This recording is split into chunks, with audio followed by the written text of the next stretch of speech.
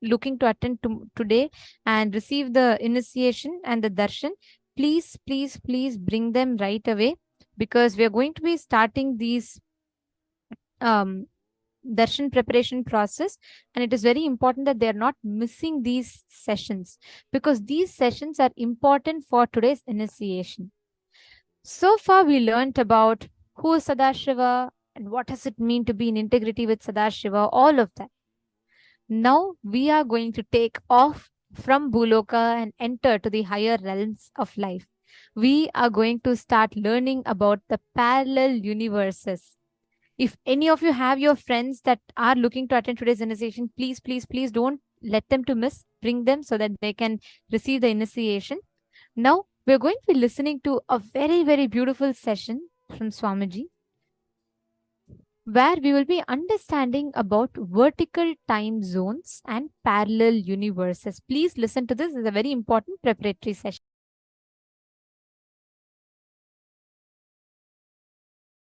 Vertical time zones exist.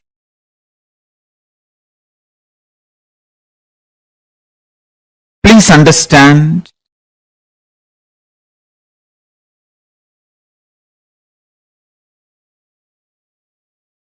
let me present exactly what I mean by the word vertical time zones.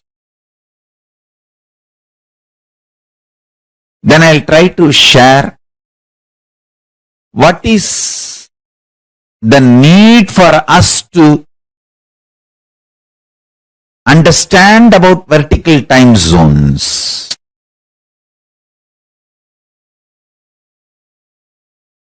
See, all of us know the time zones like Pacific time zone. We say East Coast time zone, West Coast, Central time zone. In India, we have Indian Standard Time. The time zones in this planet Earth is horizontal time zone.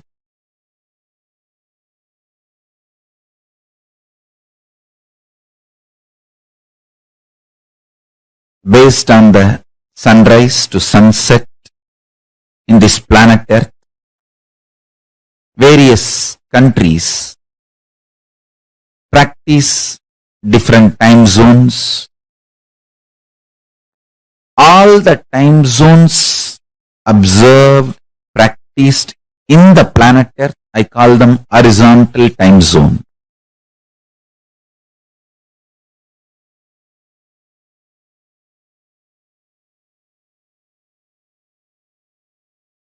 There is something called vertical time zone.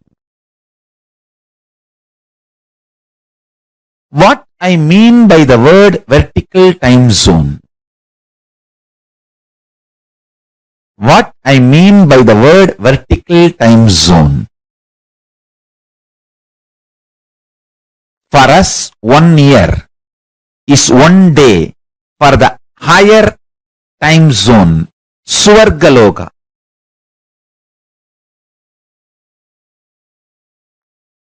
That is why Nataraja, the god of Swargaloka, receives 6 Abhishekam in a year.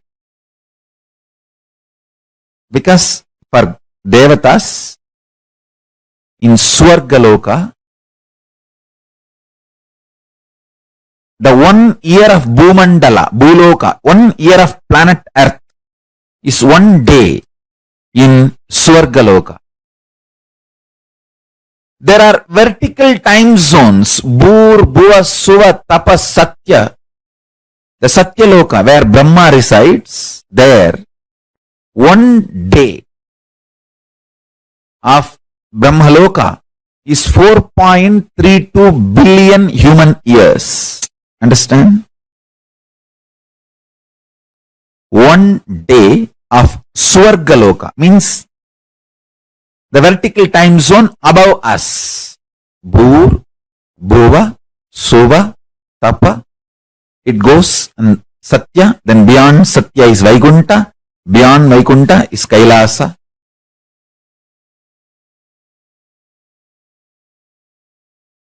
below Atala, Vitala, Sutala, Talatala, Batala. Understand, I am not giving you some superstitious theories. No. I'll give you precise understanding and experience of these vertical time zones. And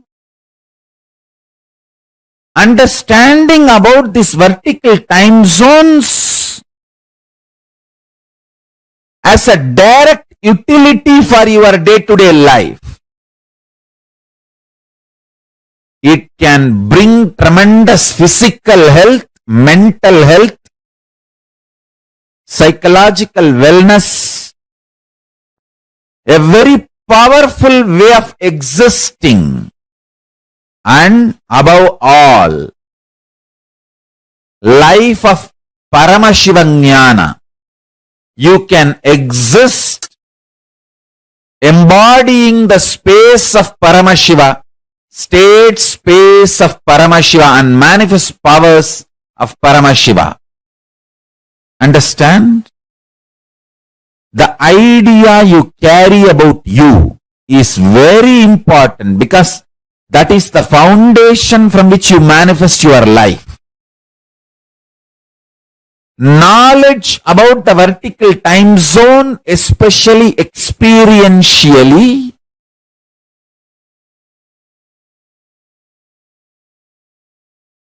can change absolutely your life for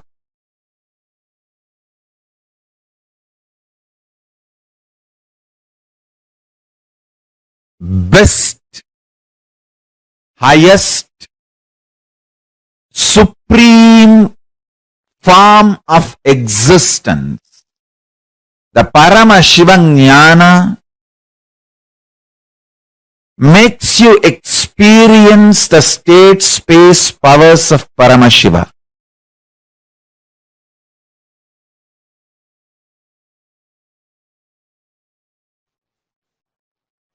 That superconsciousness entering into individual consciousness of you, your individual consciousness, and mutation happening, you manifesting. That superconscious mutation is the ultimate,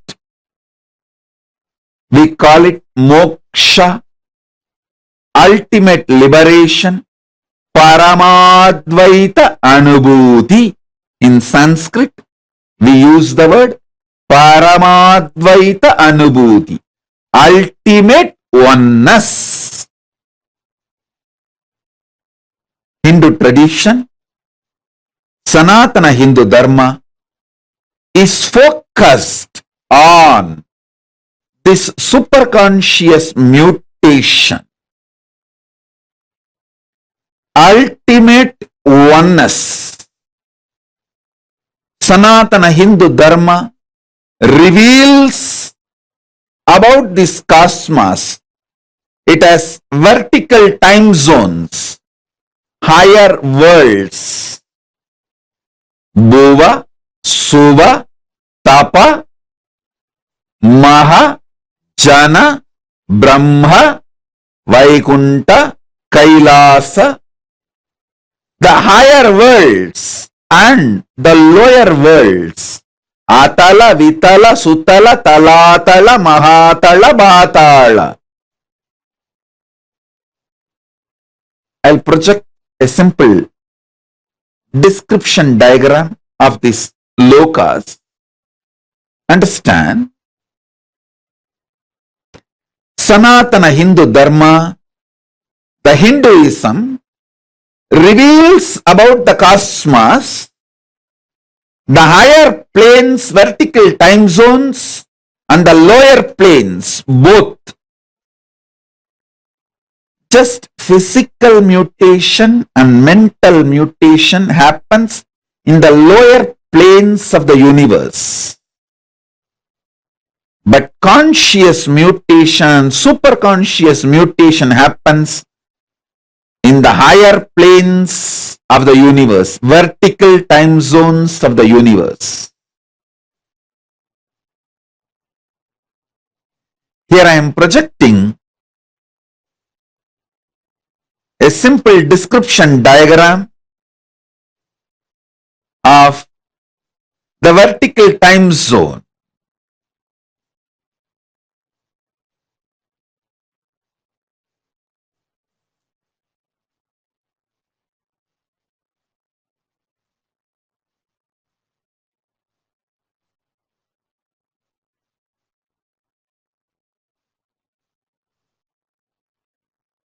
So understand,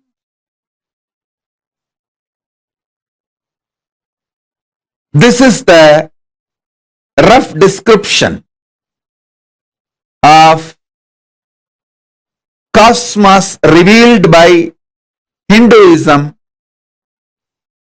The vertical time zones, Suvarloka, Maharloka, Janaloka, Tapaloka, Brahmaloka, is where conscious and superconscious mutations happen.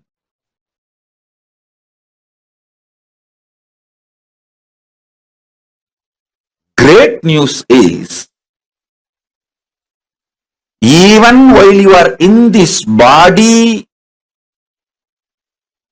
your parallel universe being exists in Mahakailasa.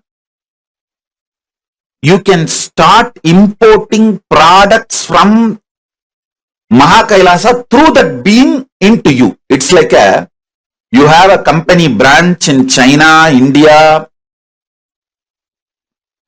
London. So you can get products from all those countries and get it to United States. You have your parallel universe personality in Nagaloka, in Tapoloka, in all the higher lokas and even lower lokas. Up to Kailasa, your parallel university personality exists. You can directly, through that personality, buy whatever you want to buy in Mahakailasa and get it imported to this body. I am not telling you stories. I am telling you very powerful truths.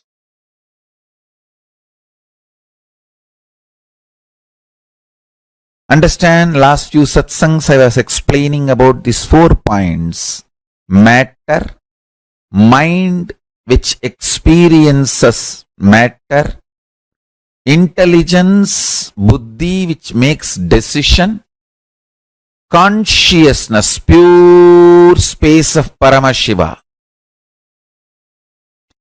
This 4 component put together is your reality. In horizontal time, all these 4 are equally felt. I can roughly compare like a 25%, 25%, 25%, 25%. 25% matter, 25% mind, 25% intelligence, 25% consciousness. That's the way you experience the reality. If the intensity of the consciousness increases, for example, the consciousness becomes 30%. So, its influence on the buddhi, intelligence also increases. So, intelligence becomes 30%. Then naturally the mind's intensity drops. The matter's intensity drops. So, this 2 becomes 20-20 and this 2 becomes 30-30. So, the whole thing tilts, means you enter into the vertical time zones. 100% only pure consciousness and 0 intelligence and 0 mind and 0 matter. That is Kailasa. Because you don't need buddhi, you don't need mind, you don't need matter for your existence. You exist as a pure space. pure consciousness. That is Kailasa. And same way, you neither feel conscious, almost 99.99999% only matter. Less than 0.0000001% mind, then lesser than that 0.1000001%, 0.00001% intelligence, and lesser than that 0.0000001% is consciousness. That is what is Patala.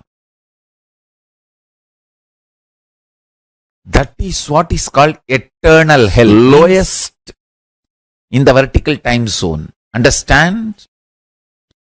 Highest peak point of the vertical time zone is Kailasa, where 100% consciousness, pure consciousness, Paramashivatva.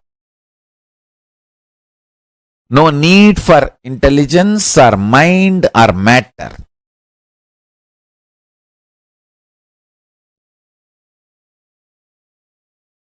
Then next is Satyaloka, where 99% is consciousness and 1% is divided into 3. 33.33 is intelligence and 0.33 is mind and 0.33 is matter. I'm giving you all rough equations for you to understand. Then little lesser consciousness, Tapoloka. This is the way the vertical time zones are placed. Bhur, Bhuva, Suva, Tapa, Satya and Kailasa. The lower part, Atala, Vitala, Sutala, Talatala, Patala. Lower time zones.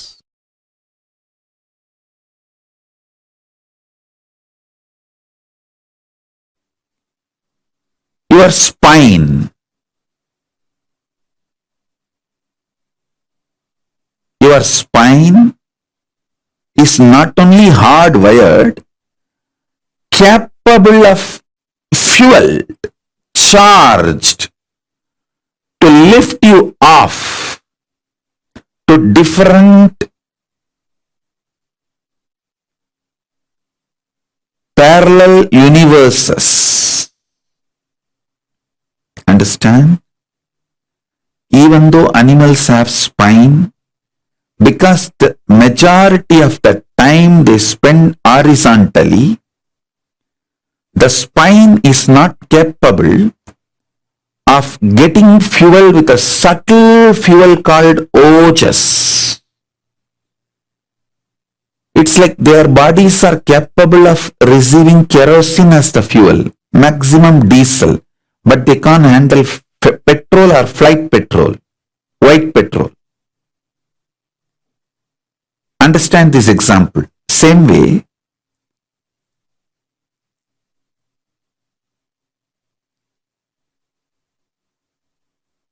only the human bodies can handle, due to the vertical spine, the fuel like white petrol. Traditionally, the word ojas is used. The ojas need to be filled in your spine,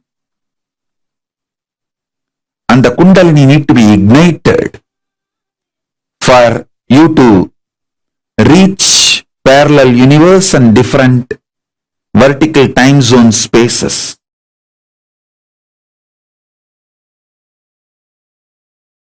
With consciousness as a fuel, you can straight shoot up to the different time zones. Move to different time zones. See, if you go to the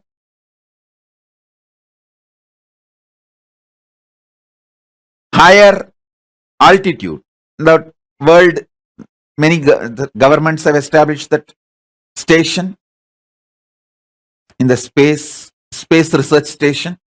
If you go there, your body goes through certain changes. hair growth and whatever changes. Same way, if your body is lifted with a conscious empowered vehicle to the vertical time zone, it goes through superconscious mutation. That is why if you go to Indraloka, automatically you will have 4 hands. If you go to the Swargaloka, automatically you will grow 2 hands more. Because the superconscious mutation will happen. Listen. If you go to the space station, automatically your body goes through certain changes. Same way, if you go to the Swargaloka, automatically your body goes through certain changes. Because superconscious mutation happens.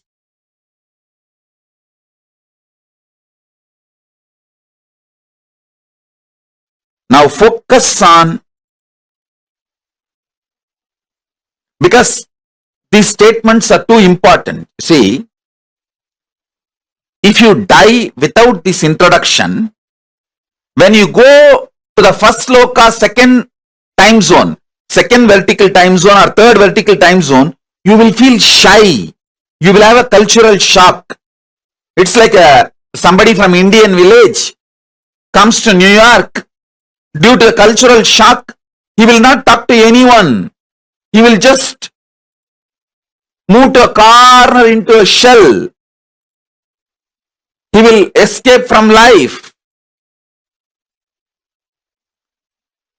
People asked me, when I came to US, that was the first time I got into the flight in my life. I have not even seen the flight from distance. The first time I got into the flight is the flight for US, United States. And as you all know that I am from a village, but I never had a cultural shock. I just started going around and speaking in English, giving satsangs, classes, programs. The day one I landed in US, I went to Chicago to pay respects to Vivekananda. The same stage, the auditorium in which Vivekananda spoke, I went there and offered my respects. Second day, my ASP, Anandasparana program. First time I am doing it in English. Before that I have spoken in my own bottled English. But first time in outside India in my own English. People asked me, can we get a translator, Swamiji? I said no. I'll have to learn. Let me learn.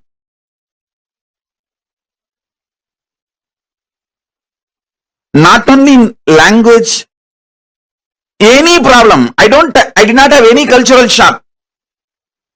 All of you listen. Now initiation time. So no moments. Every word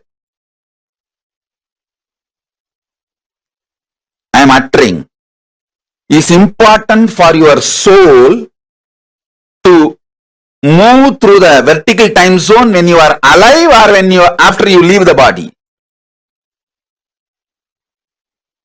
So listen carefully.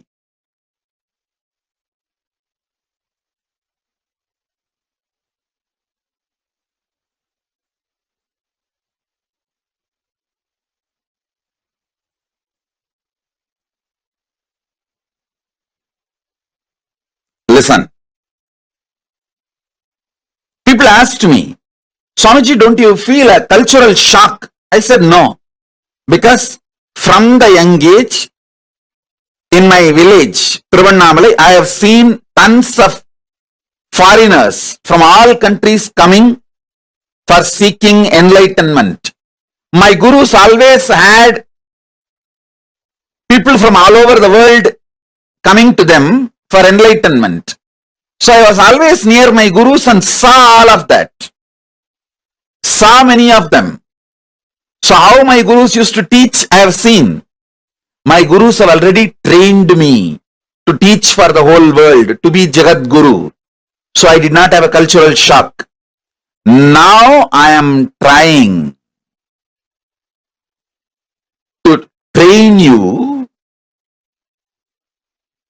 not to have cultural shock when you go to Mahakailasa. See now, whatever I am telling you, if you internalize, you will not have a cultural shock, or you won't feel shy, you won't feel inadequate, not enough when you go to the vertical time zones.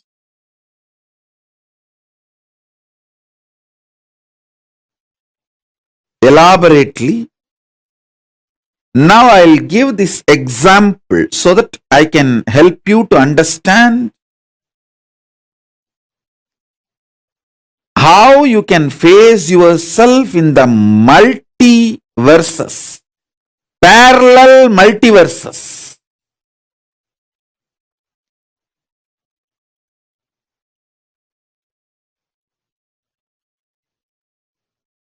So for now, internalize this cognition. You exist in your waking state and dream state simultaneously and spontaneously. That is why without any difficulty you can just slip into that state, that body, that self, and come back to this state, this body, this self. Your biochemistry is naturally prepared for you to slip into these different states and different cells and experience different existence, different universes. In waking state, the universe you experience is different, and the dream state, the universe you experience is different.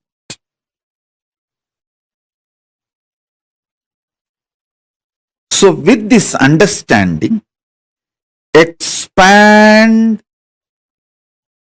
your cognition. You exist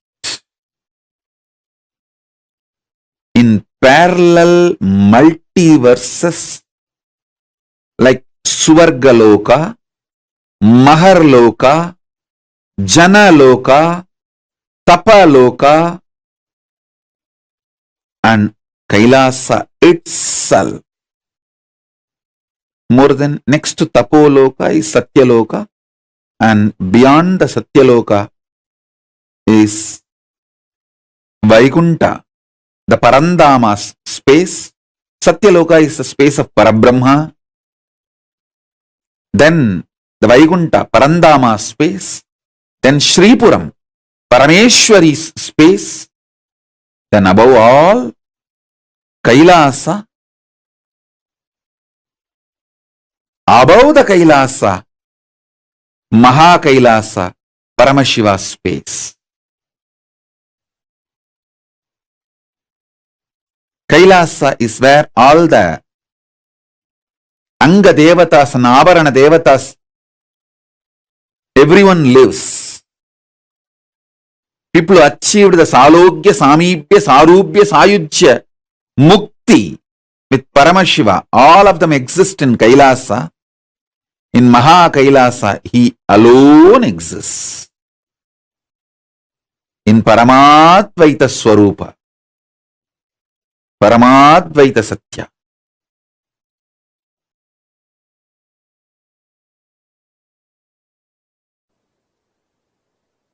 All of you have your presence in all 14 lokas.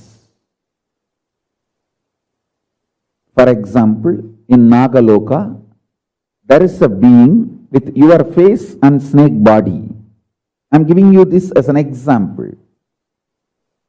In Tapoloka, there is a rishi with your face and the body of the rishi, Tapasvi.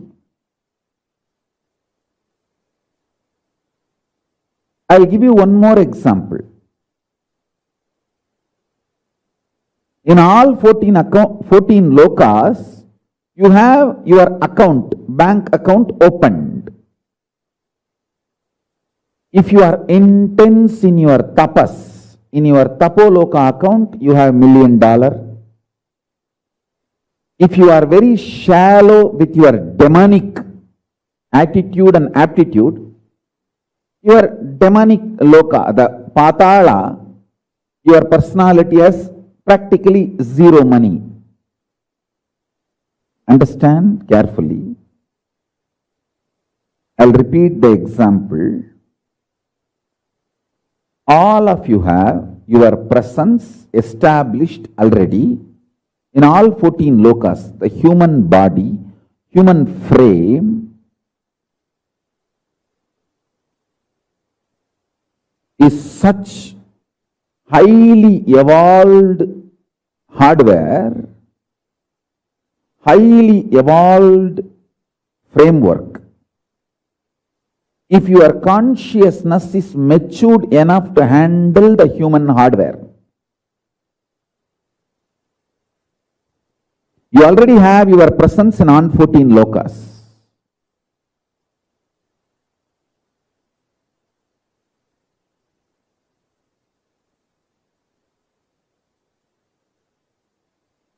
I am giving you the example. In Patala, where the demons, Rakshasas exist, there is a Rakshasa with your face and the Rakshasa body, the demon body and your face. Same way, in Tapoloka, your identity exists. There is a person with your face and a tapasvi, great rishi body. The more tapas you do, your tapoloka identity is strengthened, empowered. The less demonic activities you do, your demonic personality in Patala Loka is slowly dissolved. He loses his power over you and he is also slowly dissolved and you are liberated. You have the freedom to strengthen any of this identity in this 14. You have a freedom to strengthen or weaken. Any of these 14 identities, you can be demon. If you continuously come to powerful conclusions that demonic qualities are the best to succeed in this world, if you come to this conclusion again and again and start acting on this conclusion, be very clear, you are strengthening your demonic identity and you start planning your future in Patala, the Asura Loka. If you come to the conclusion, very dharmic way of living, win-win, will always be the best strategy.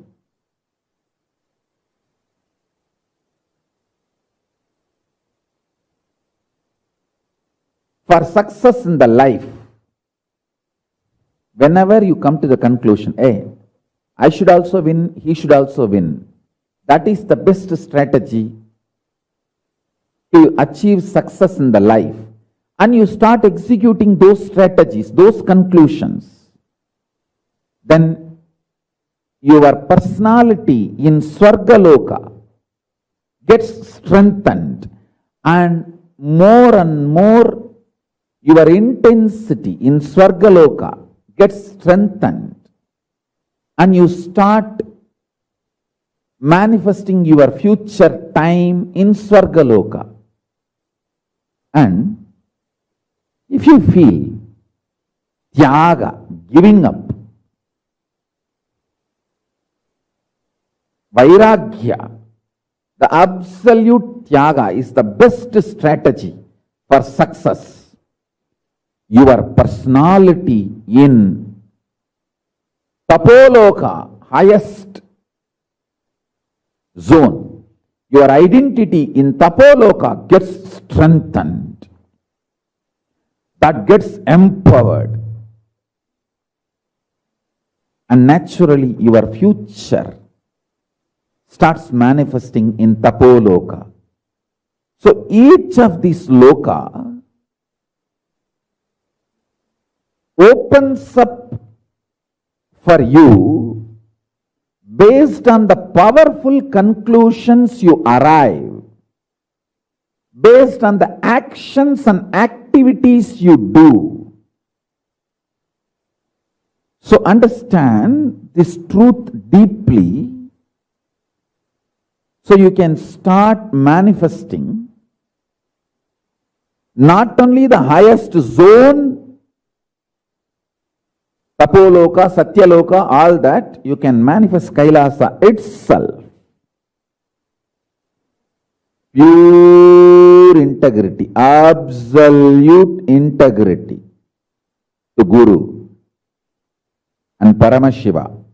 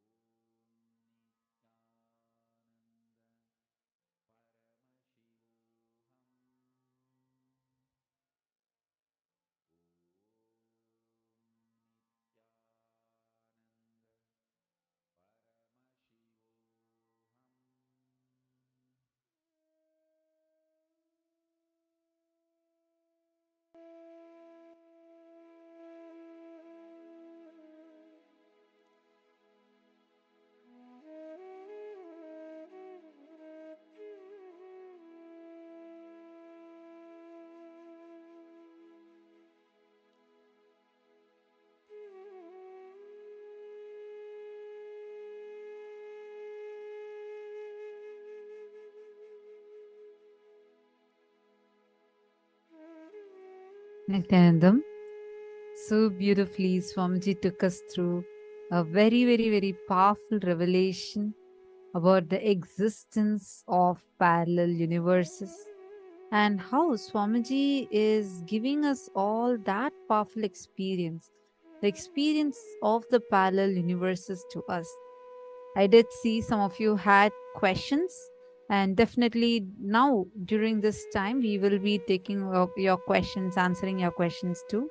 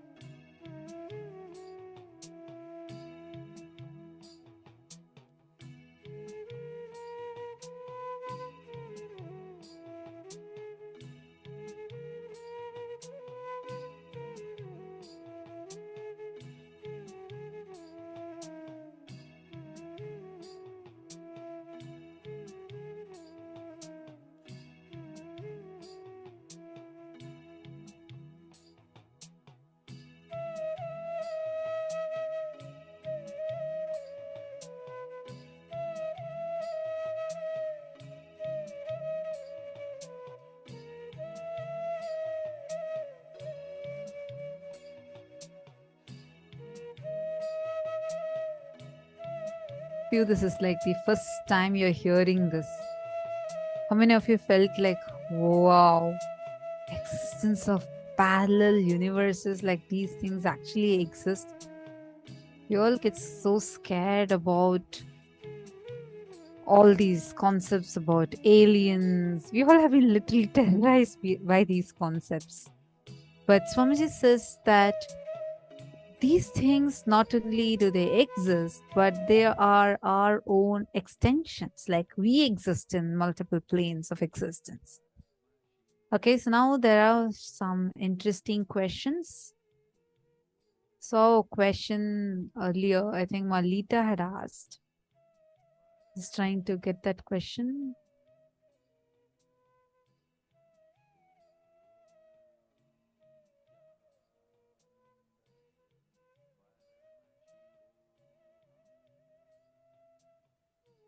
Sorry, I'm just trying to find out. I remember the question. I'm just going to answer the question because I'm not really getting the question on the chat. There are too many Zooms. So I'm just going to answer the questions. The question was whether these things that Swamiji is mentioning about actually exist. Like, do all of these things really exist? And do they have like a physical existence within Earth? Or is it like elsewhere? Or all these things existing in Earth? Actually, Mom, so I wanted to answer that question. The first thing is, yes, these things exist, like actually exist. And these things don't exist within this planet Earth. Actually, Swamiji says the entire known universe itself is only Bhumandala. So there are 14 planes of existence. Out of that, the middle plane is called as the Bhumandala, where we all are existing.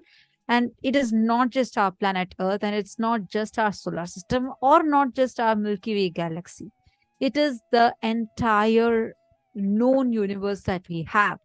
That entire known universe is Bhumandala. Now, beyond this known universe, several millions or billions of light years away from us, there are various lokas that exist, physically exist, that you can actually travel to and come back. It's like how if I say, okay, I'm in India. So now if I want to travel to the US, I know US is a physical place that is existing. May not be my neighboring country, but that's a place that I could travel to and come back. Right? How many of you are getting this? Like that, these things actually exist. These are existential reality to which you could go visit and come back. And as Swamiji said, he is giving us, like, you're getting to know how the parallel universe existence is, and you're well versing yourself with the parallel universe existence, and you're getting to know about how these planes exist, and how even after you leave the body, you will have the option. You can choose to go to any of these lokas and not have a cultural shock. Malita's sage, I hope you understood, Ma. Ma Yogananda Rupini is asking, would we be able to travel into the other lokas physically?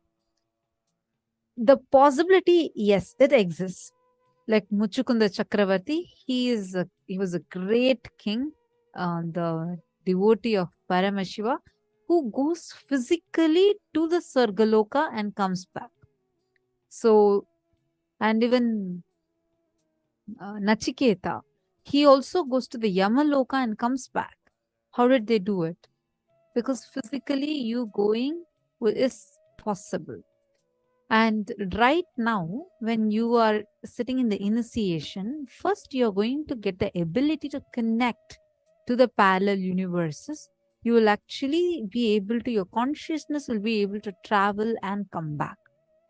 And you will also see today during the initiation, you will also see your ancestors, whoever you want to meet. When I say, the moment I say ancestors, all of us will think some ancient beings that had once prevailed on this planet.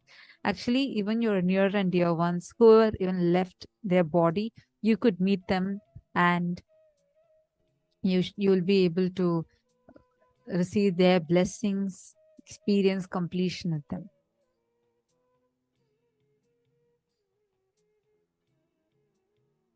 My Yogananda Rupini is asking, with special flying objects, it would be possible physically? ? Okay.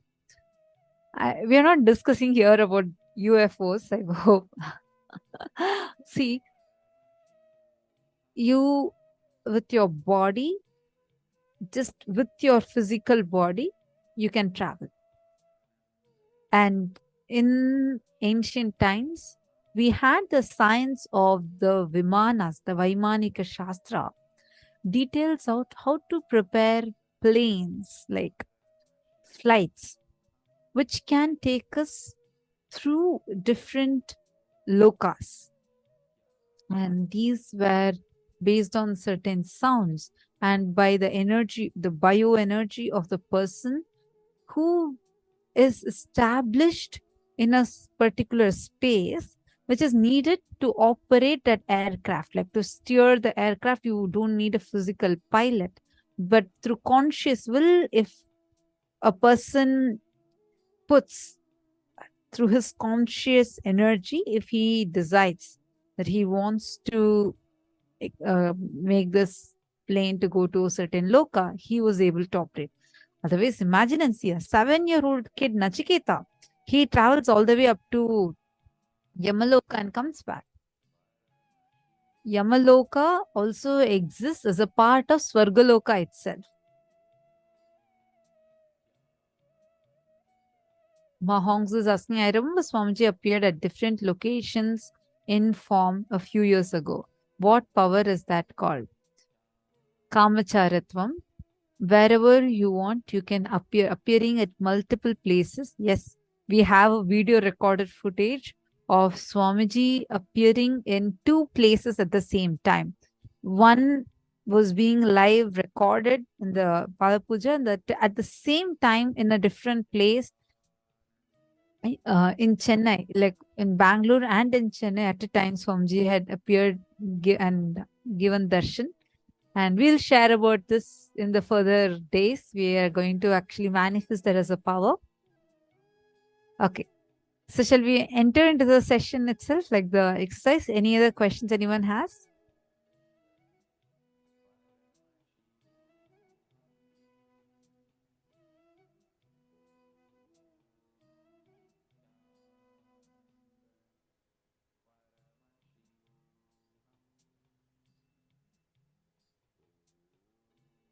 Okay. Ma Lucy is asking a question. I have made a decision to be in full integrity with Paramashiva, others and myself from now on. How do we protect ourselves from falling out of integrity when decision and commitment are made, but then circumstances change, making it difficult to fulfill? Is completion needed with it and person, or should another commitment be taken with the same person and make sure to fulfill it? Ma Lucy, both of these are okay. It can be either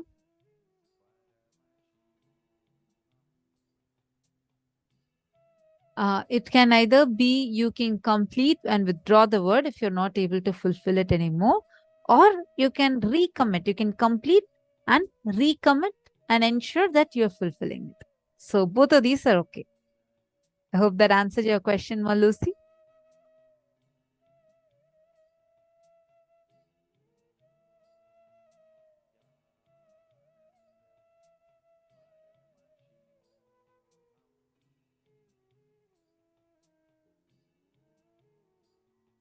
Ma Navaman is saying, Ma from the 14 lokas.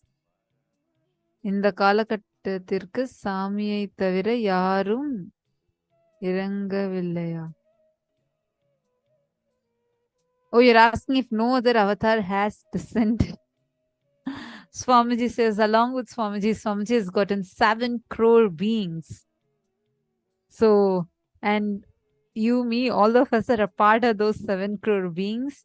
And to actually, if you want to receive Swamiji's blessings and you're able to have feeling connection with Swamiji, definitely you have been in the higher plane of existence at least once in your life. Like, I mean, all our parallel universe identities are existing.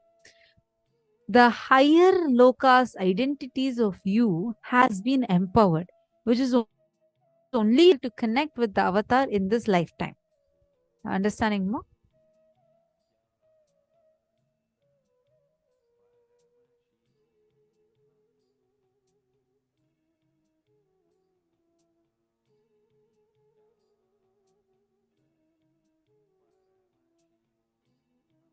So now let's do the internalization exercise.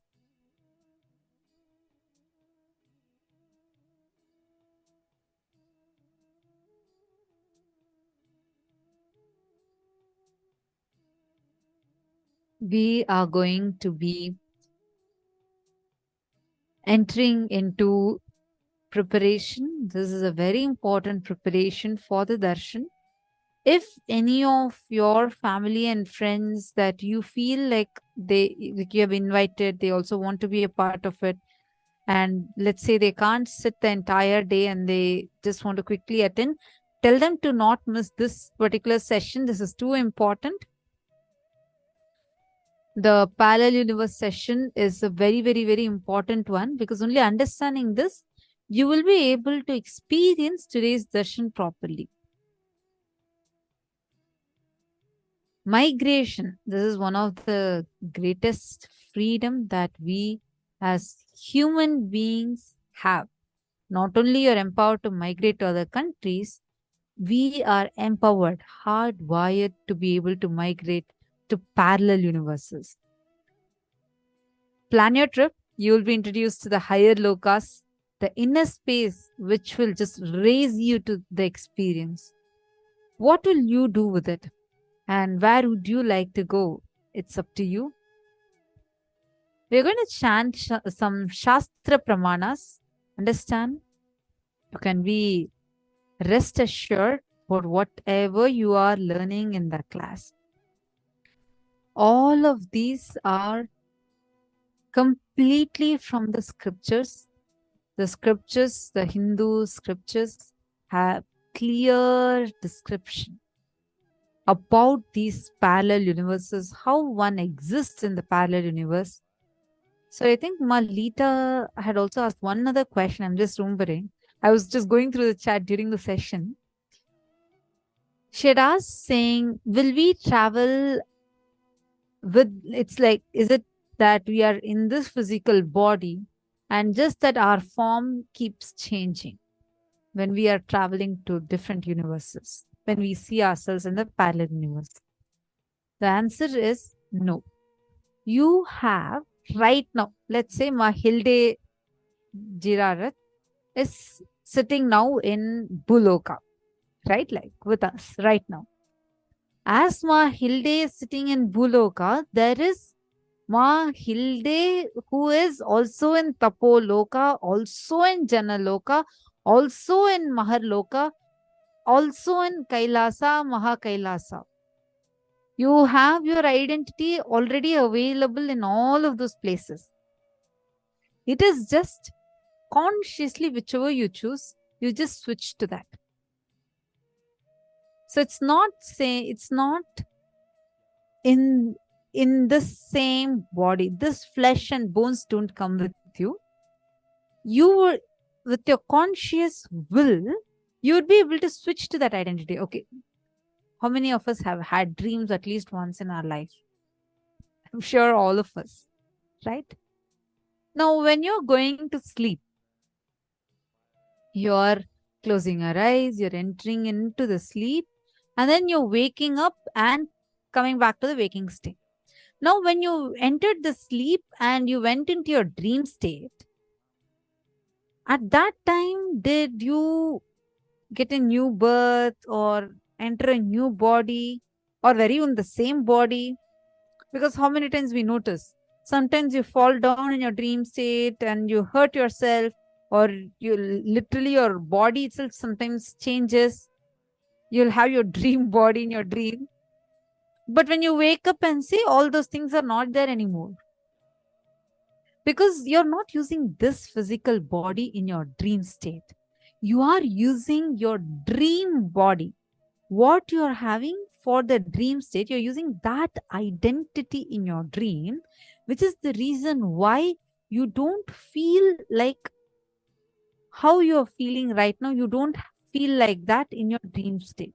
But the answer to the question is, you don't travel with this physical frame. You go with your consciousness, slips beautifully into that other loka and then comes back, like how it goes to dream state and comes back to the waking state. The same way you smoothly shift from Bhuloka identity, Ma Jayanti, address Bhuloka. Suddenly this identity gets switched to Ma Jayanti in Maharloka. Then you switch to Ma Jayanti in Janaloka. Like you start going from one loka to another loka to another loka. You have that freedom. It is not suddenly Ma Jayanti Kanagaratnam from Bhuloka does not physically, with her body, is not right now going to the other loka. You just switch to that identity. And you will be able to travel with this very physical body also to the higher plane of existence. Both are possible. Today we are going to be doing the first one. Are the first clear so far? Any questions?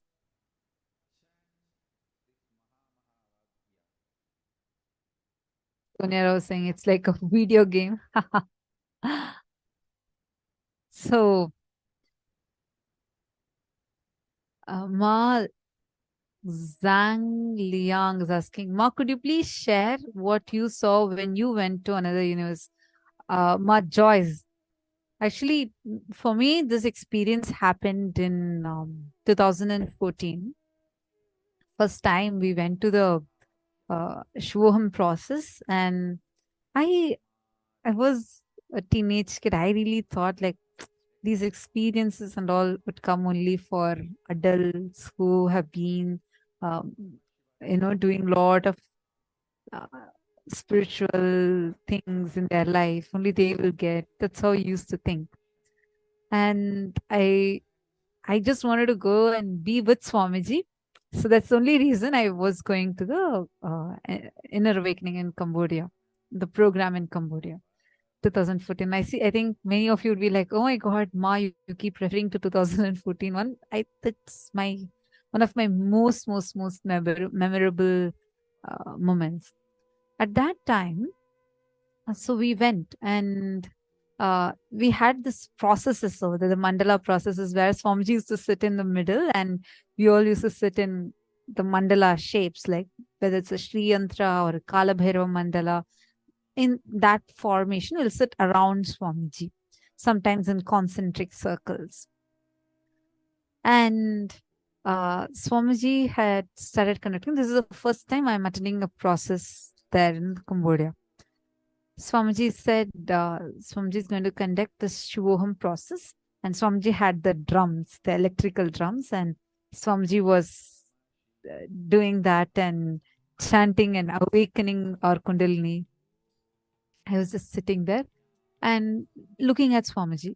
I didn't know when suddenly my eyes closed, but it was a very, very, very powerful experience for me, where literally I experienced how I was no more in this physical body.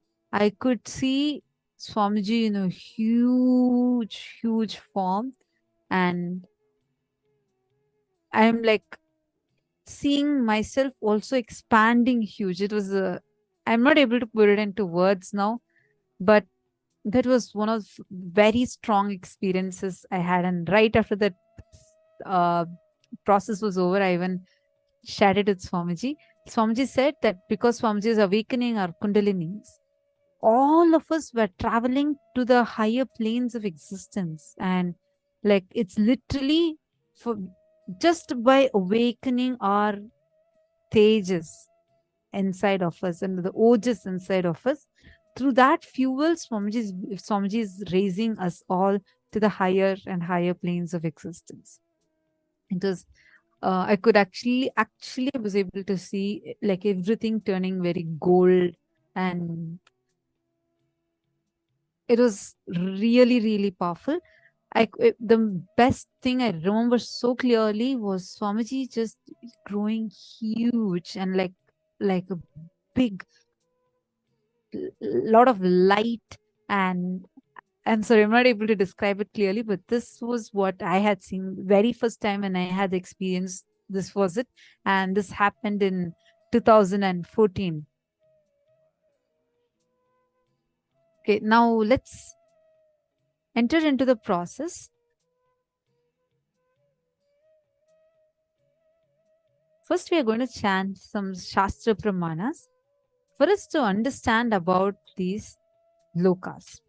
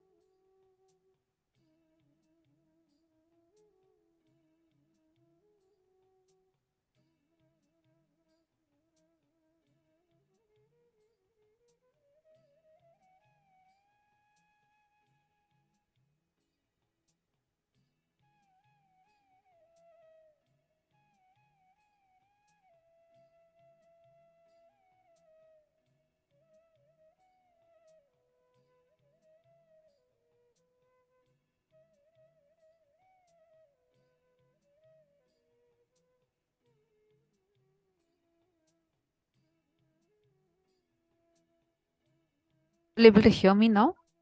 Nithyanandam. Yes. Swarloka. The first loka is the Swarga Loka or Suvar Loka. It is absolute peace and joy. All upgraded life than planet Earth. This Shastra Pramana is from the Mrigendra Agama, where it says, Tadu nakoti swarlokaha swargya varya samashrayaha. Swarloka, the dwelling place of prominent denizens of the heaven, is above the Bhuvarloka. Its height is 85 lakhs of yojanas. Actually, you might be wondering what is a yojana.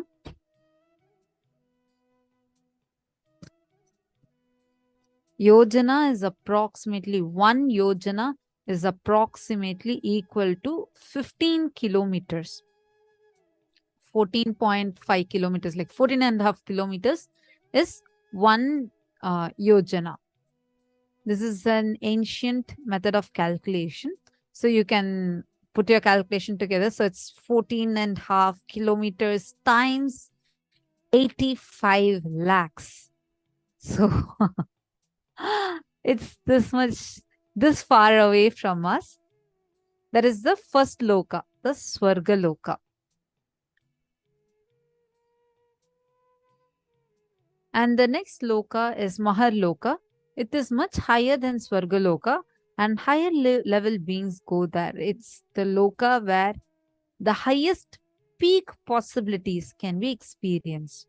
And Mahar Loka is where other eminent sages, like it's the abode of Marichi and such other eminent sages, which is above the Swarga Loka, raising to the height of 2 crores of yojanas. So here, crores is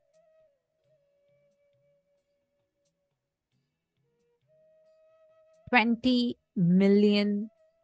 Yeah, 20 million is 2 crores of yojanas, 20 million yojanas. So you can multiply it with 20 million times 14.5 kilometers. So that's the distance it is from our plane of existence. The next loka is Janaloka. Janaloka is the place where you can exist in multiple bodies at the same time. Anyone who experiences Janaloka loses all violence because you know you exist in everyone. And above this is the Janaloka where Pitrus and the sages such as Janu and others are living. Its height is 8 crores of yojanas. So 8 crores means 80 million times 14.5 kilometers. So that is 8 crores of yojanas. And all these are references taken from the Mrigendra Agama. You all can see the verses also being projected. The next loka is Brahma Loka. Deep surrender lifts you to Brahma Loka. Then from there, you can move to Parandama Vaikunta, Kailasa, and Mahakailasa itself. So we're going to show you all a map. You all can see the map now. What is the loka and who live in these lokas? As well as you can see the inner space that is needed to achieve this lokas. I hope all of us are able to see this.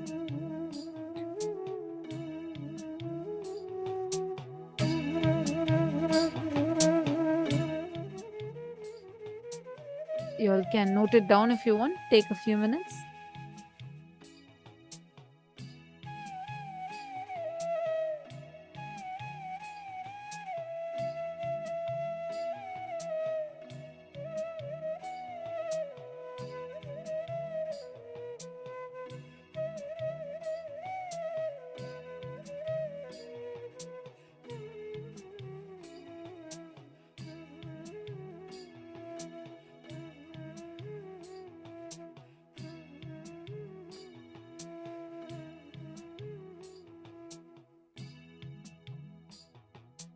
Carolyn, the tech team video is spotlighted.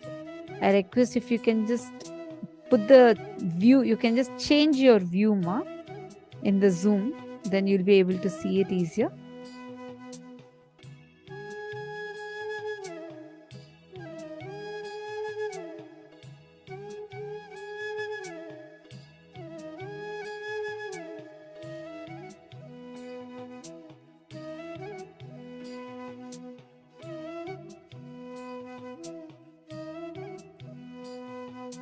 All the highest lokas that you're seeing now.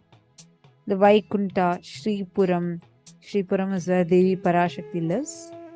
Then Kailasa and Maha Kailasa itself.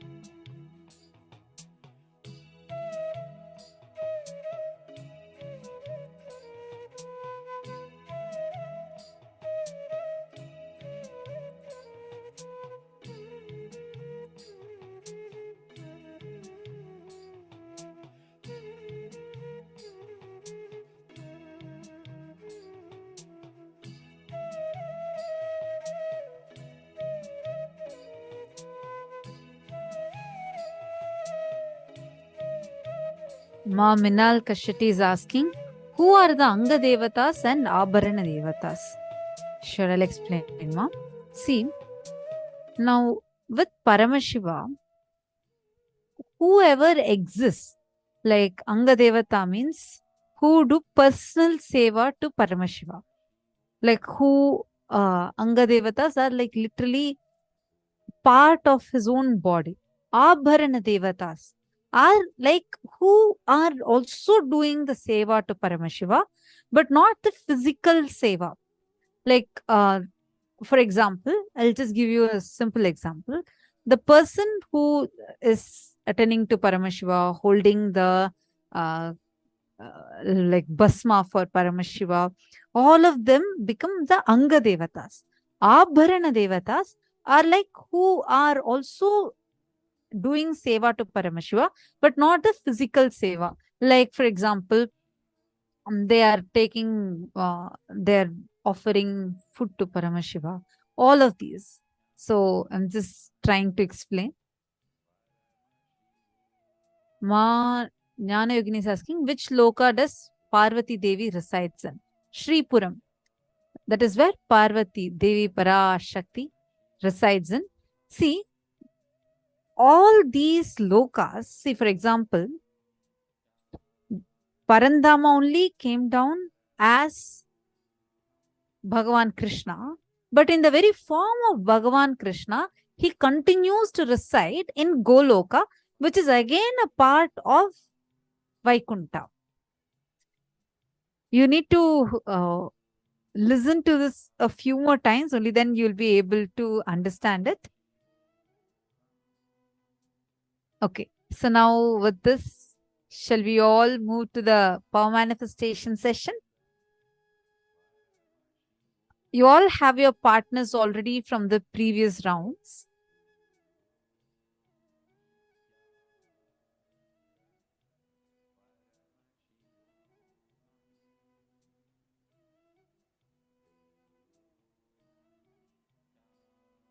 Ma Jnana Pradata is asking a beautiful question. Material, mind, wisdom, and consciousness make up my reality.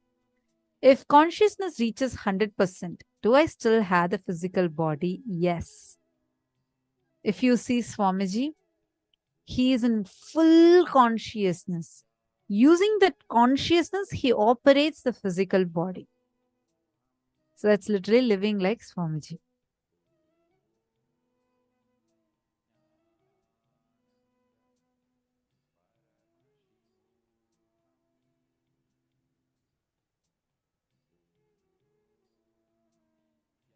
Let's all enter into the power manifestation. Please quickly get your partners. We are going to be doing the power manifestation. Did you all enjoy the last round where we called people and blessed by sitting as Swamiji? Ma Harlan Gomez, don't worry. We'll send this as an email to you today. To all the participants, we'll be sending out this mapping as an email. So don't worry.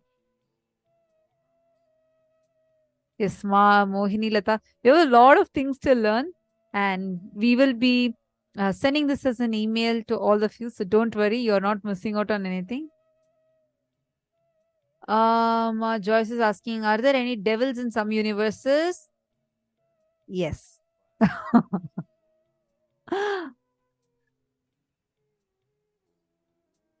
They do exist, but they exist in the lower lokas. You're thinking probably we will say no, they exist, but they exist in the lower lokas. They exist in the patala, atala, vitala, sutala, talatala, mahatala, patala. These are the 7 lower worlds. Like people exist as Naga body, with the Naga body and their face. That is in the lower lokas. Are you clear, Ma?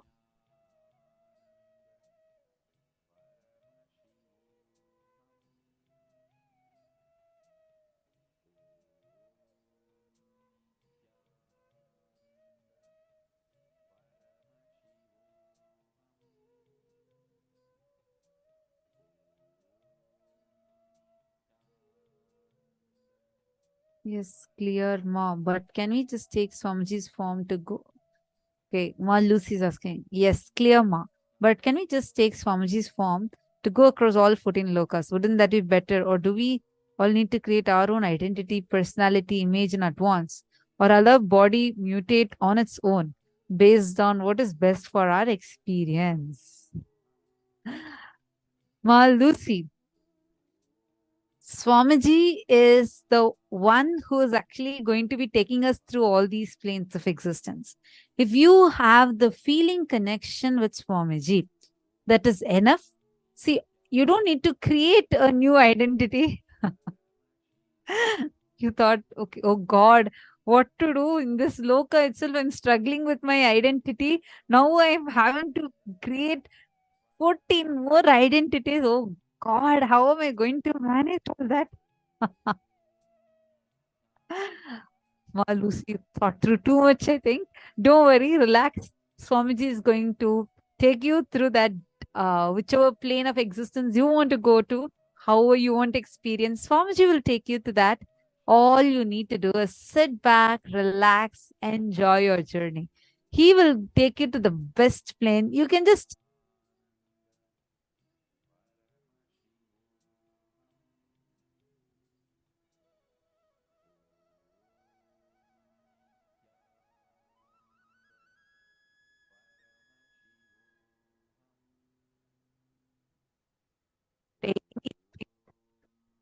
you can just sit back, relax, and enjoy. It's like you're traveling in most expensive private jet with Swamiji. You have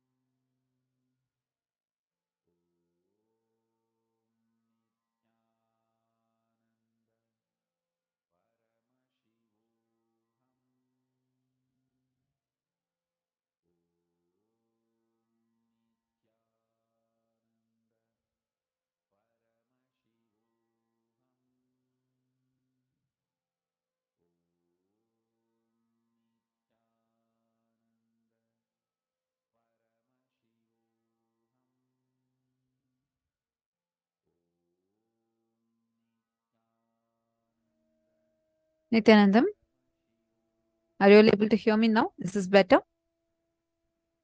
Apologizing for that.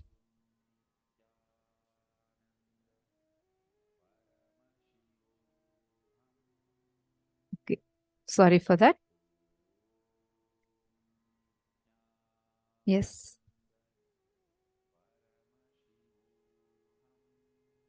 So I was just answering about these powers. See, Malusi, whichever loka you are traveling to, or by being here itself, if you manifest certain powers, whenever you manifest some powers by being in intense oneness, automatically you are empowering your Janaloka identity. So, any type of power that you want, you can automatically download that into you using your feeling connection with Swamiji. See, like how we all have our 4G, 5G internet, the best Wi-Fi to be connected with. Like you have all these Wi-Fi's, right? Like internet you're connected with and connected with 4G or 5G, and then you're downloading all your apps. If you are connected to Swamiji, you are connected to the best ever internet, or I don't know what to say, because all the powers that are there in the universe, you can just download it and access it. It is that easy, that simple, and that sweet. All you need to do is just enjoy your feeling connection, and he just gushes into you and manifests any power that you want.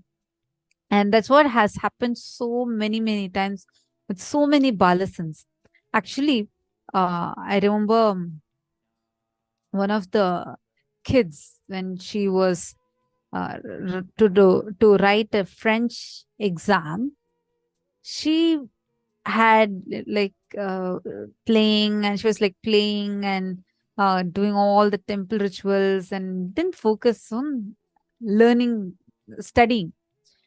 And the exams have a certain specific way that you should study in a particular specific way, and you should answer only using those exact words and all, right? So she was learning French. One Gurukul kid, she was learning French.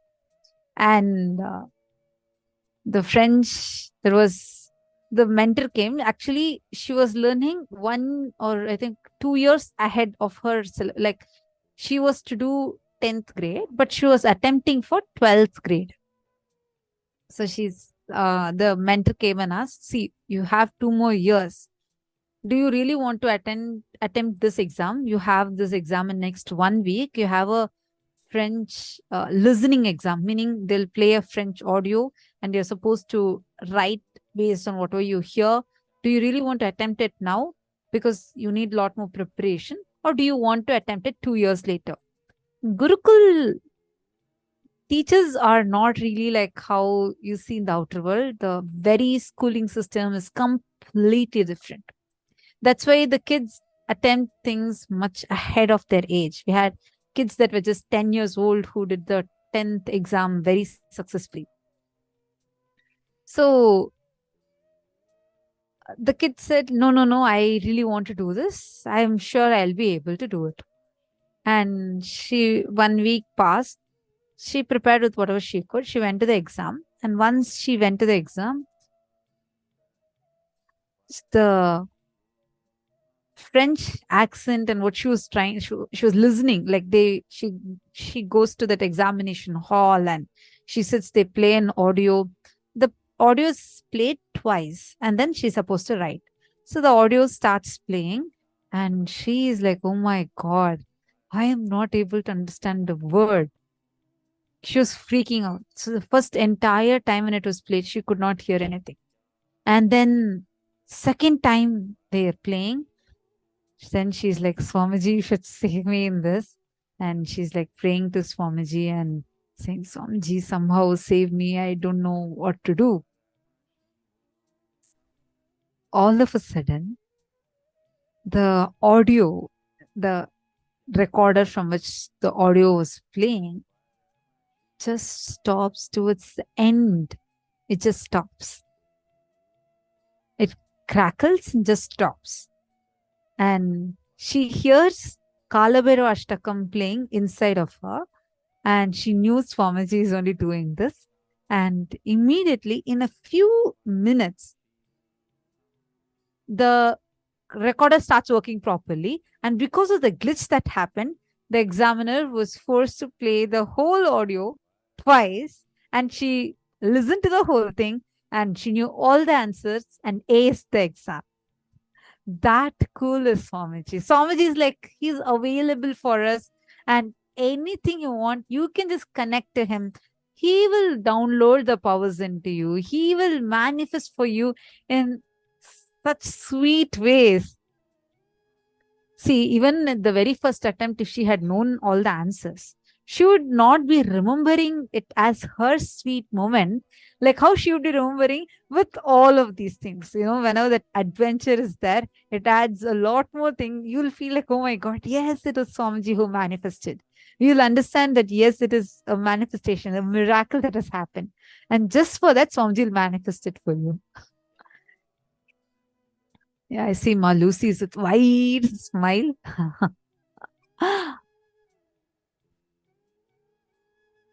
Okay, wonderful. Now, with this, let's all enter into the power manifestation. Are you all ready? Again, we are all going to be splitting as Nityas and Anandas. I hope all of you enjoyed that Vak Shakti power.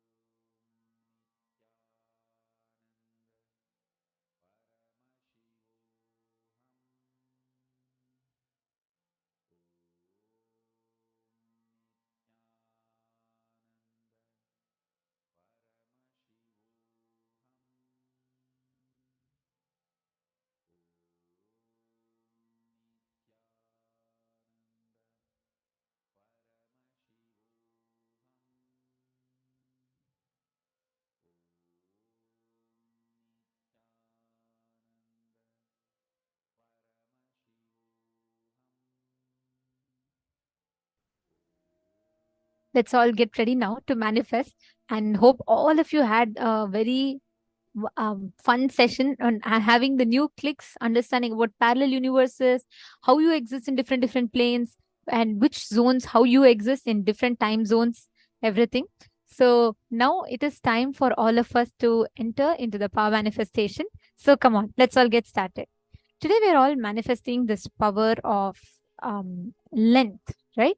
Length, breadth, and depth, where you're able to answer any questions within the logic dimension of the cosmos. Now, for this, in order to manifest this power, I request every one of you to please pair up with one of the partners of your choice. Please connect to a partner. And you're all going to be manifesting this power of being able to answer any science related questions. So basically, your partner is going to ask you any questions. Like, for example, what is the chemical composition of paracetamol? You should be able to tell that, right? So you will be able to see and answer any questions which explains, any science related questions which falls under the category of science. So you will be able to scan, you will actually be able to see the different chemical names that will come. And you can scan through the third eye and tell. Let's keep it very short and quick. We have a lot to learn. And most importantly, darshan preparation will be starting very soon. And these sessions that we are having is a must attend session for today's initiations. So if any of you want your friends or your loved ones to attend today's program and receive the initiation, please get them ASAP, because they should not miss these sessions, which is a very important preparatory process for today's initiation. So I request all of you to please take a few minutes, make sure you're reaching out to your friends, family members, and please get them for the session. If any of you are having your friends or someone that you want to get them for joining in to manifest, please go ahead and bring them. Yes. Now we will be manifesting the power of answering science questions. So it's going to be very simple and very fun. You all can team up as Nityas and Anandas. You're going to be manifesting only one round. So I'm going to give you all 7 minutes. You can switch between each other in this 7 minutes, and you can manifest with each other. You can just ask random, you can just Google up different questions and ask each other that. All right. Okay. So let's all get started. Please sit straight with your head, neck, and spine in a straight line. Chant the Mahavakya. Let us all start manifesting.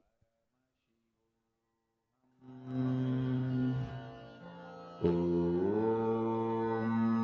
Nithyananda Paramashivoham. Om Nithyananda Paramashivoham. Om Nithyananda Paramashivoham.